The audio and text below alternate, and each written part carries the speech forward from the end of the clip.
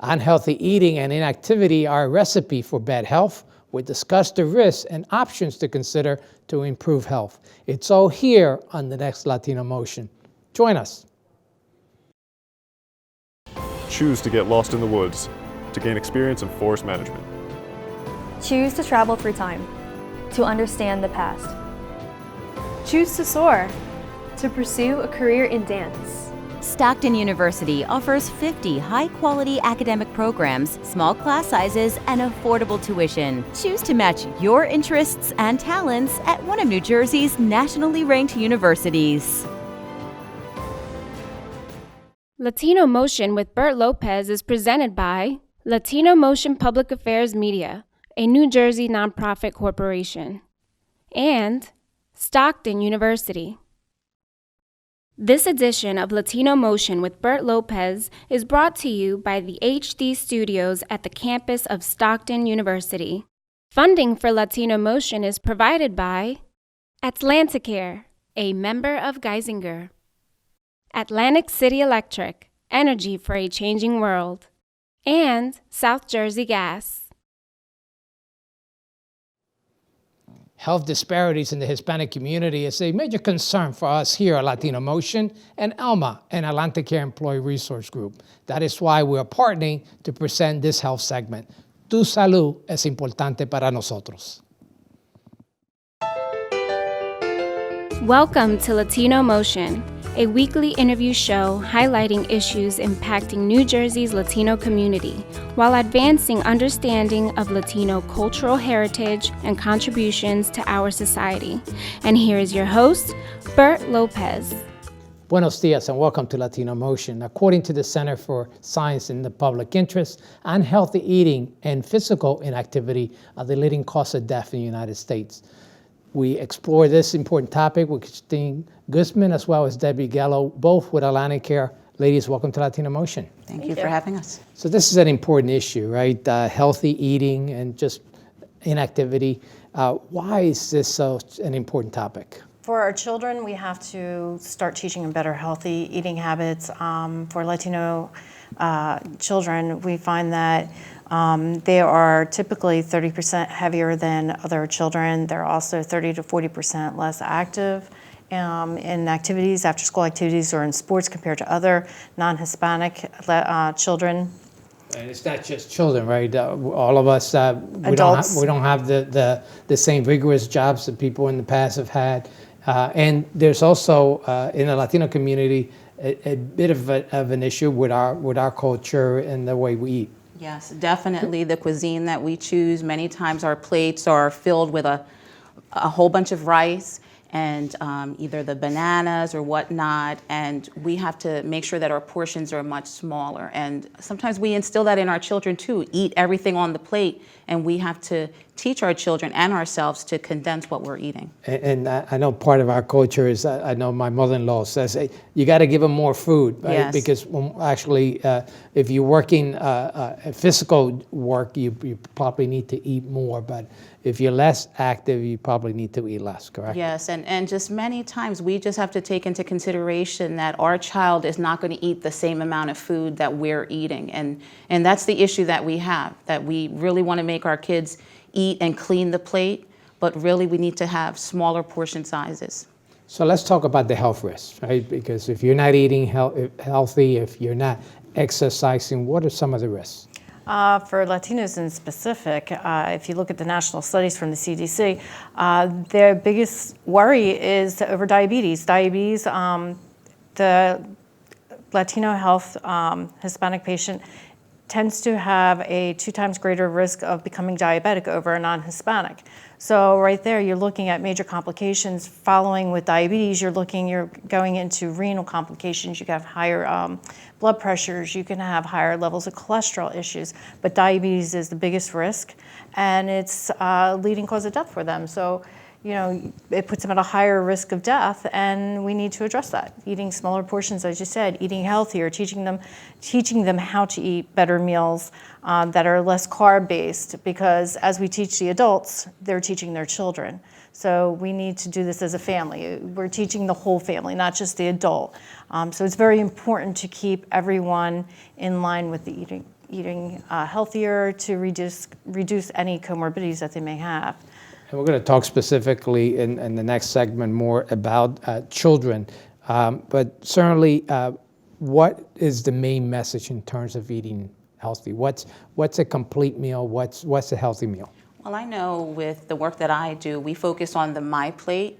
And basically half of your plate should be fruits and vegetables. Then you have a smaller portion that's protein, and then you have your carbohydrates. So just really eating that more fruits and vegetables and making sure like some of the drinks that we're consuming have less sugar. Making sure that our children are drinking water instead of that soda that has a ton of sugar in it. So just really educating them and, healthier snacks in between. You do get hungry in between breakfast, lunch, and dinner. Choose a healthier option instead of a bag of chips or cookies and things like that. So it's better to have a couple meals during the day, big meals, or is it better to have multiple meals? 5 smaller meals are typically healthier. You're also not weighed down. You're not feeling run down from eating too much. So 5 smaller meals are much more beneficial to the body, anybody's body. But primarily with adults, what we teach in our program is we want you to focus on your protein first, then your vegetables, and then any carbohydrates. Americans, we tend to want to eat our carbs first and put our proteins down the road. So what's happening is we're carb basing and we're loading up on that, and that's what's becoming so unhealthy. It increases your inflammatory responses within your body, and it slows down your weight loss. And having the protein first, your body stays more satisfied. Everything seems to be much more level in your system. Your insulin levels aren't going up and down, so you're finding that your body's in a better healthy state and can function better, and you stay fuller longer as well. So by teaching them to eat their proteins first, they're going to find themselves filling up faster, filling up on healthier foods, and having better responses. Give me an example of proteins versus the carbs. Proteins, we like to focus on the lean proteins. So we're doing primarily, like she said, we're following the same plate, but it's going to be proteins. We're looking at lean proteins, your chicken and your fishes primarily, and then bring in your meat bases. But it's primarily chicken and fish that we focus on, and then bringing in some of your red meats. So we know that within the Latino community, maybe because of income and socioeconomic factors, they may not be getting the right meals in terms of fruits and vegetables, which are important. Why is that so important that you get the daily dosage of fruits and vegetables? To me, the fruits and vegetables have the nutrients that we need, and our children, when they're growing, they definitely need that. And with Hispanic culture, when you look at some of the proteins, we like to fry a lot, and the healthier way to have it is to bake it. So it's making healthier choices, and it's our job to educate. Well, we certainly have a lot more to talk. We're going to talk about kids, and we're also going to talk about possible health weight reduction surgery as well. We'll take a quick break. We'll be right back with more Latino Motion. Latino Motion with Bert Lopez is presented by Latino Motion Public Affairs Media, a New Jersey nonprofit corporation. Join us online at www.latinomotion.tv. Find us on YouTube, Facebook, and Twitter. We encourage your comments and contributions for show topics.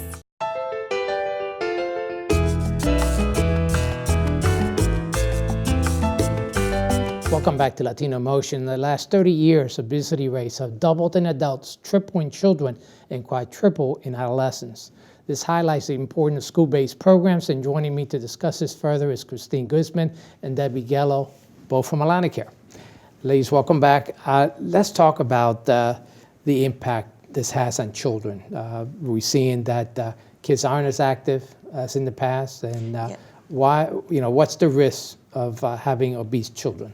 Well, if our children aren't being physically active, which the recommendation is for our children to do some sort of physical activity 60 minutes a day, they're going to develop chronic conditions, diabetes, and things like that.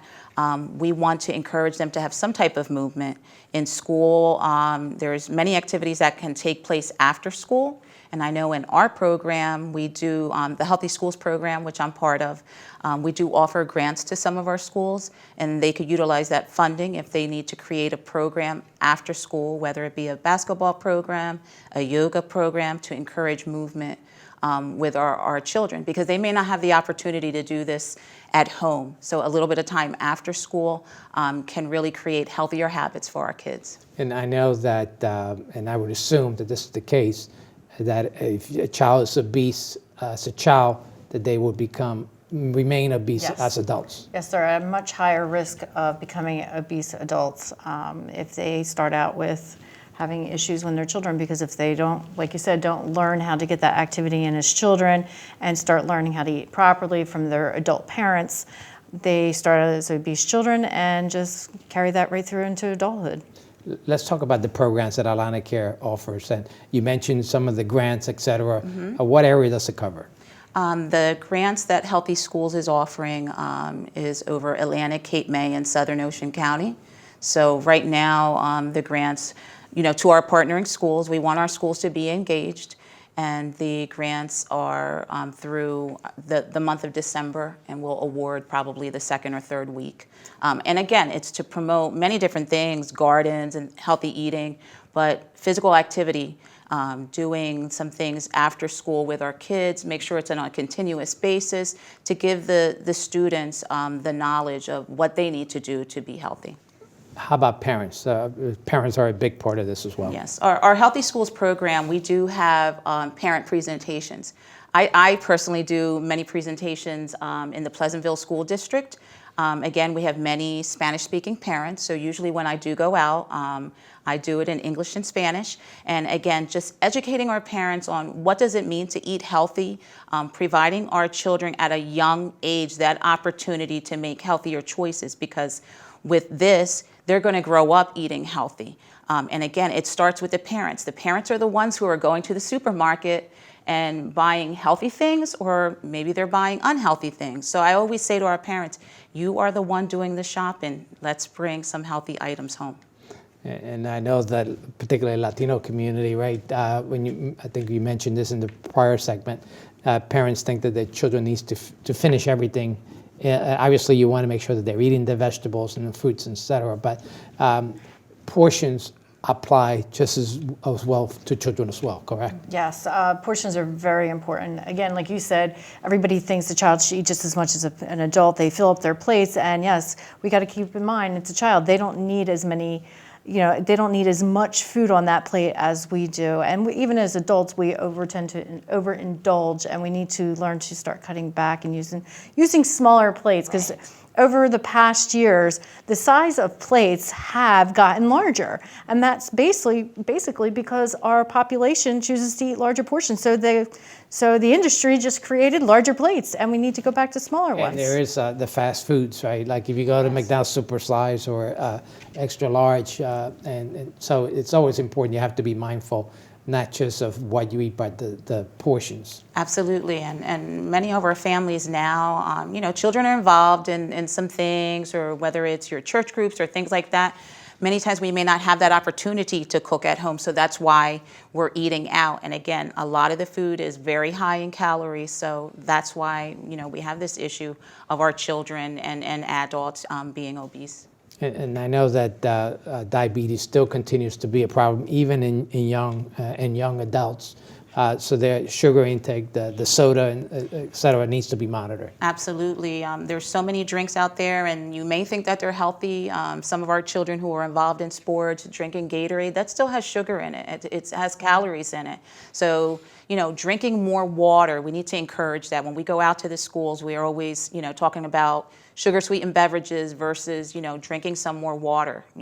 6 to 8 glasses of water. Hydrate yourself. It doesn't have to be a bottle of soda or a Gatorade, So just trying to create healthier habits with our kids.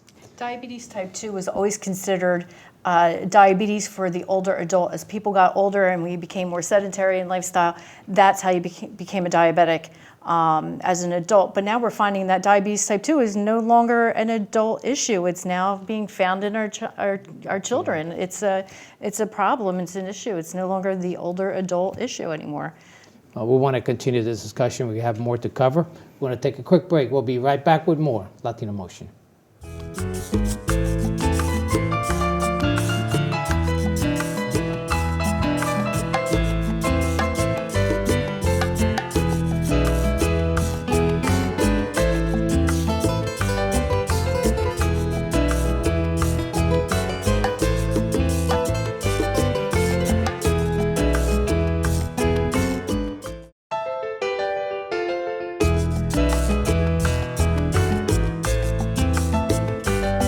Welcome back to Latino Motion, where weight management becomes a serious health risk. Weight reduction surgery might be an option. Joining me is Debbie Gallo with AtlantiCare to discuss this further. Debbie, we talked about this whole issue of healthy eating and the importance of it. And certainly you get to that point where you have certain individuals that are their last rope, so to speak, and are facing serious health issues. When should they consider surgery? Surgery should always be considered after all other measures have been exhausted. Surgery is your last option. So we prefer that patients have gone through a medical management program, either they've seen their primary care physicians for helping with weight loss, or they've been through some type of Weight Watchers program, somewhere where there's more history behind just walking through the door and wanting surgery.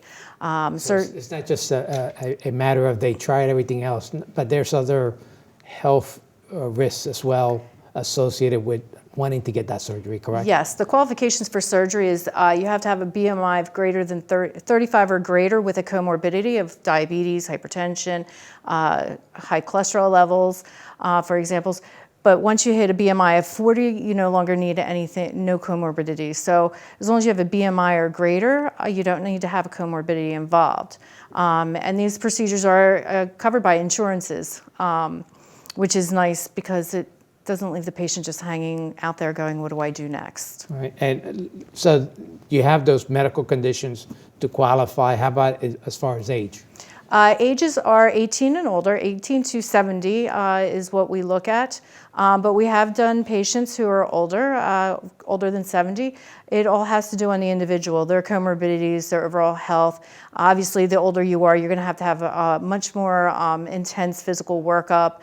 So you might have to see your cardiologist or your endocrinologist. So depending on where you are in comorbidities and your age, the doctor looks at the person as an individual, not just a number. And let's talk about the risks, right? Is this a risky procedure? Any surgery will have a risk to it. And obviously this is not a minor surgery, this is major surgery. When we're operating and you're removing 80 to 85% of your stomach in the sleeve portion of the surgery. If you're doing a gastric bypass, we're rerouting your bowels.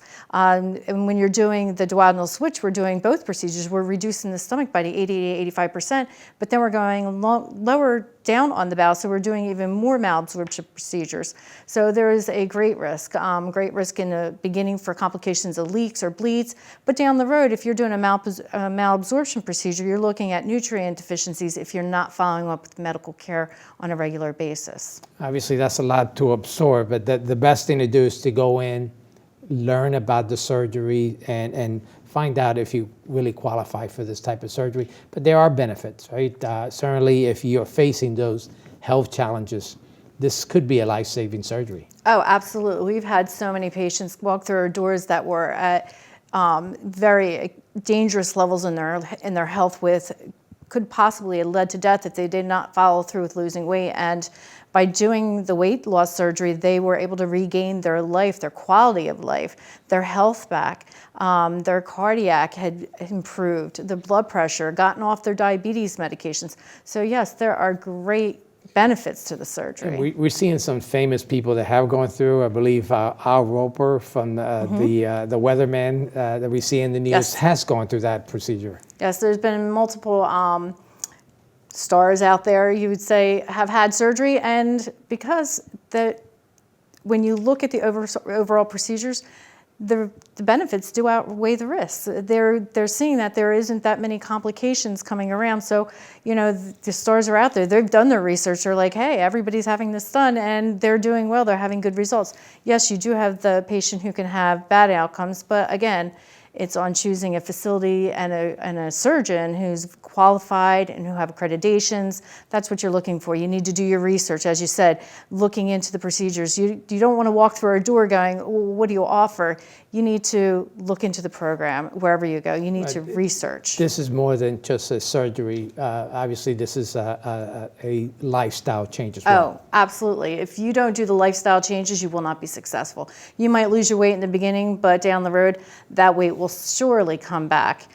So what kind of support does AtlantiCare provide post-surgery? Post-surgery, we have support groups that we meet twice a month. That's always available to patients. It's free.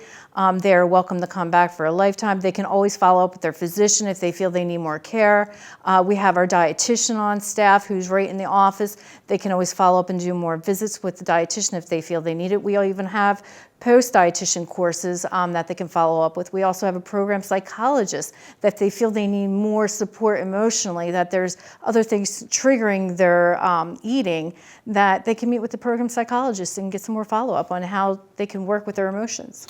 All right, we'll put the information up so if someone wants to get more information. Obviously, you could guide them through the process and making sure that they are aware of the benefits as well as the risk factors. Absolutely. And they can go to our website, AtlantiCare.org, and all the information is posted there, and information about our entire program and what we offer. And of course, the best option is to watch what you eat, be active, and Live a healthy lifestyle. Live a healthy lifestyle. Thank you so much. Thank you. That's all the time we have. Thank you for joining us once again here on Latino Motion.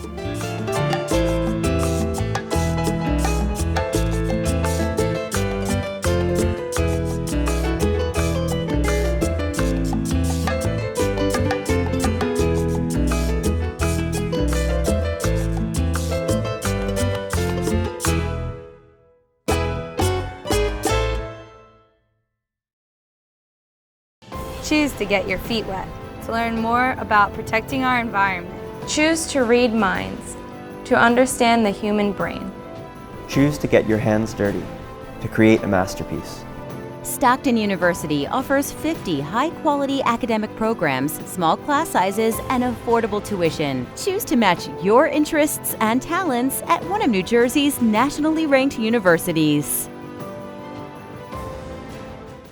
Funding for Latino Motion is provided by AtlantiCare, a member of Geisinger; Atlantic City Electric, energy for a changing world; and South Jersey Gas.